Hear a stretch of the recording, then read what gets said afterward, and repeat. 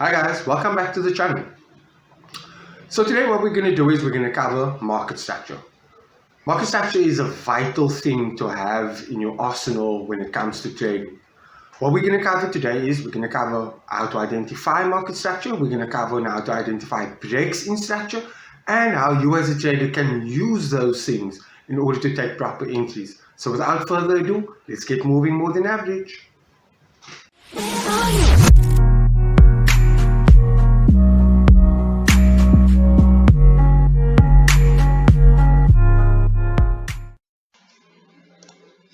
How's it guys?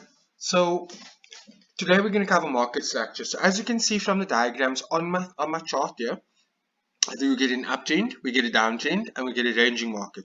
So I'm going to cover each of them individually and then tell you guys what the best ways to utilize this information would be. So in an uptrend, we always have higher highs, higher lows, higher highs, higher lows, higher highs, higher lows, right? In a downtrend, is the exact opposite of it. We have lower high, lower low, lower high, lower low, lower high, lower low, and so on. Yeah. Then in a ranging market, we have none of that. The ranging market is a sideways moving market, and it's the kind of market we normally don't, us as a group of traders, we don't normally trade in those at all. Right? We will, however, in a later stage show you guys a little bit of scalp strategies that will cover how you could trade something like this on a lower time frame. Yeah. So in an uptrend, right, you must remember one thing to remember is it's always in an upward momentum, right?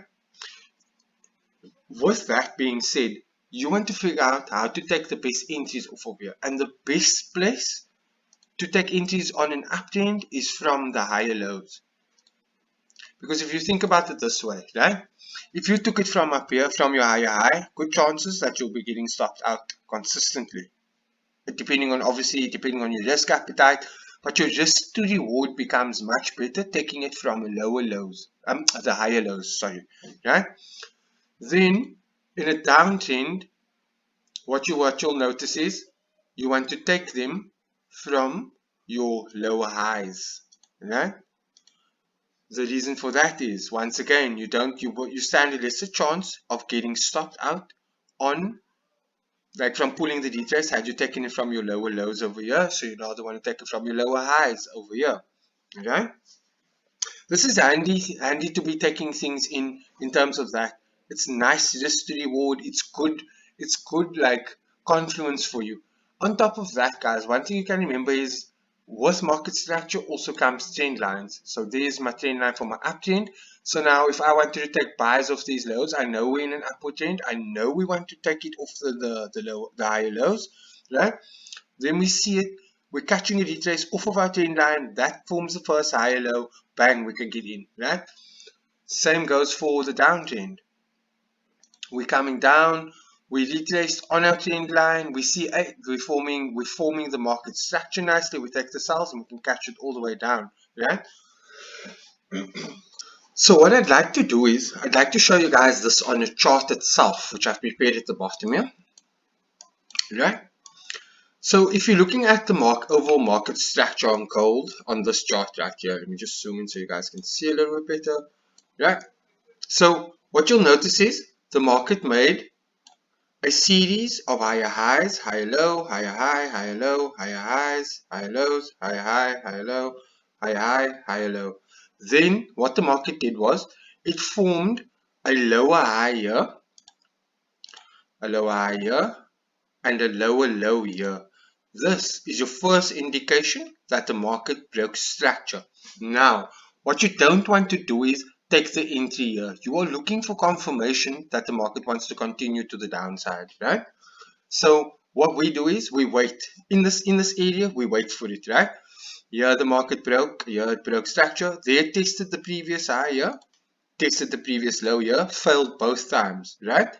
Then the market came up, tested it one more time. On the third time, the market failed to break, as you can see. On the third, so you wouldn't catch the entry here. So here's a lower low, here's a lower low, and now here's a lower low. The minute this lower low confirmed, we caught a little bit of bearish momentum. This line right here. and this, I'm just going to put a support and resistance line in here for visibility. There's a support line there. We rejected that support line. We had a confirmation candle. Let's zoom in a little bit. We had a confirmation candle bullish. You could have taken the entry from here. You could have waited for this confirmation and catch the whole move. So what that means for you is that in terms of catching that, you could have, oops, wrong one, sorry. You could have taken this entry. Once the retest was done, you could have taken this re-entry with your stop loss here, and your take profit could be all the way down here, right? And the reason why you would do it that way is just simply based on targeting previous lows and highs, and it's something we will cover in the future for you guys. But that would be what your entry was like. You have the 2:85 risk to reward, right? Then what I want to show you guys also here would be buy side of things. So for example, on this uptrend here, the market went low, low, low. Then we broke structure here, a higher low, right?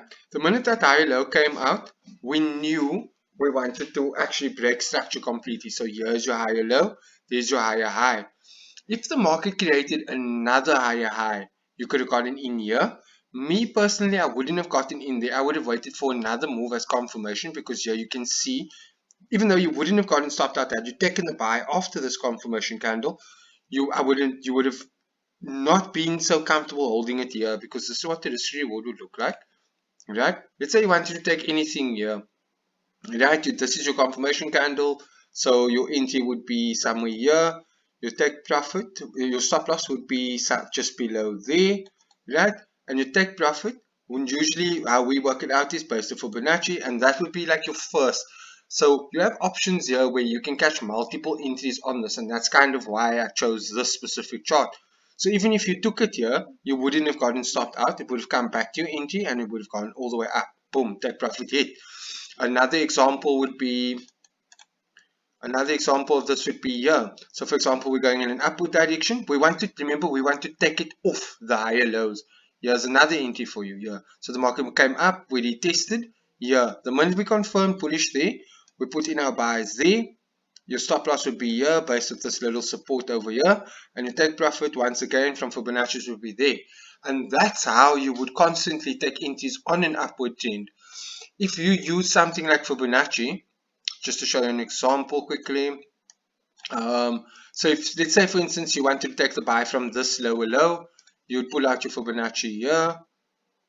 From this lower low, so you'd pull out your Fibonacci from the swing low to the swing high. And that was your entry point here.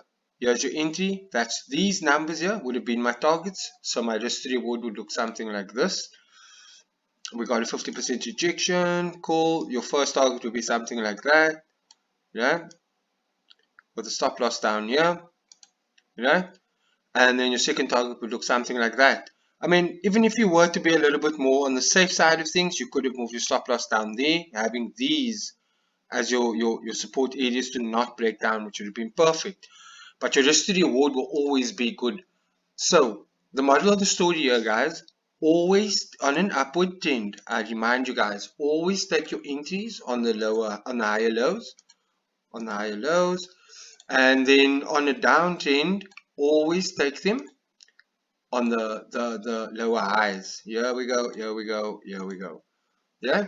So that's basically, in a nutshell, what market structure is. If you guys have any more questions, feel free to put it in the comment section below and we'll be happy to give you guys any assistance we possibly can. Alternatively, click the links in our description so you can reach out to us directly or join our free Telegram group. With that being said, keep things moving more than average, guys.